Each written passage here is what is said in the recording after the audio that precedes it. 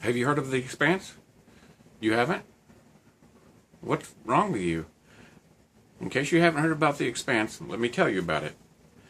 Hundreds of years in the future, things are different than what they used to be after humans have colonized the solar system and Mars has become an independent military power. Rising tensions between Earth and Mars have put them on the brink of war. Against this backdrop, a hardened detective, he's played by Thomas Jane. He also did The Punisher. He played The Punisher. And a rogue ship's captain come together to investigate the case of a missing young woman. The investigation leads them on a race across the solar system that could expose the greatest conspiracy in human history. Thomas Jane is really good as the detective. The Expanse is a series of books, and I'm sorry, I can't remember the author's name.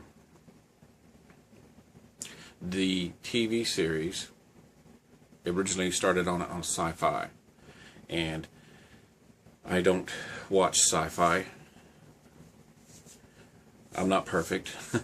I don't watch Sci-Fi after they changed to SYFY, and they canceled Stargate, Firefly.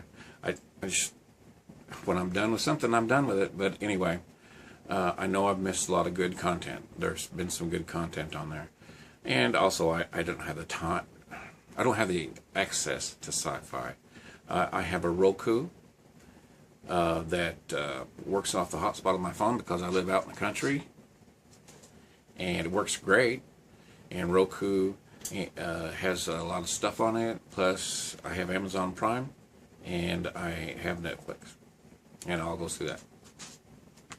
And Sci-Fi did it again. They canceled The Expanse. And it was so good. You can't figure out why they cancel stuff when it's so good. When it's getting so good. They did Firefly. Stargate was awesome. They had SG-1. They had Atlantis. And they had Universe. It was all so good. And they did it again with The Expanse. So, luckily, Amazon, they said, we'll pick it up. And the reason they picked it up was because of the fans.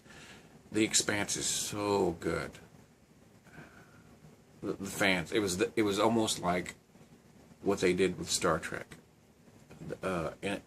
decades ago. You know,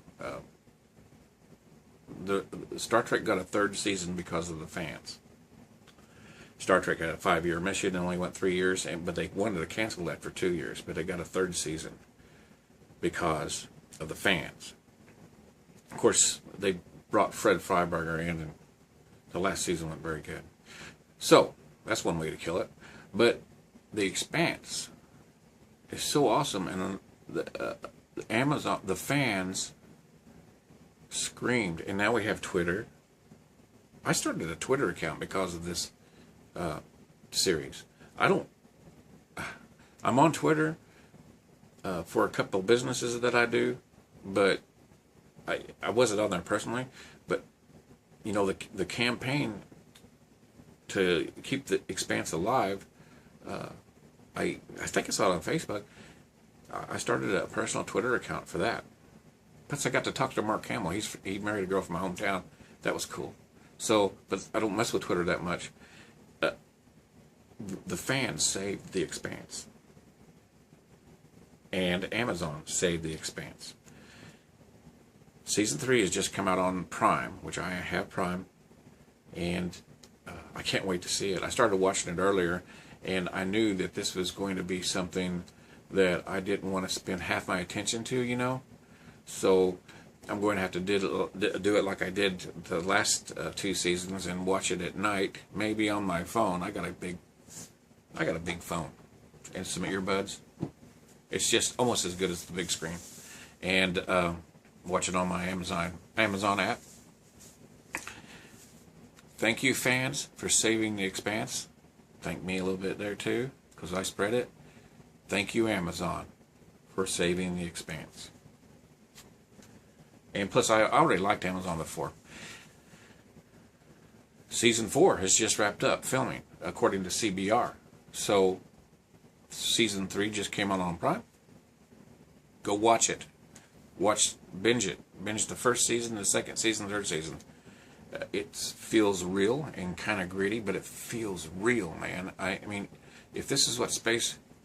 I mean, if our future for 200 years, this is what it feels like it could really be. Of course, you know, the Statue of Liberty is surrounded by a wall because of the you know, climate change. But everybody's still alive, but there's still problems.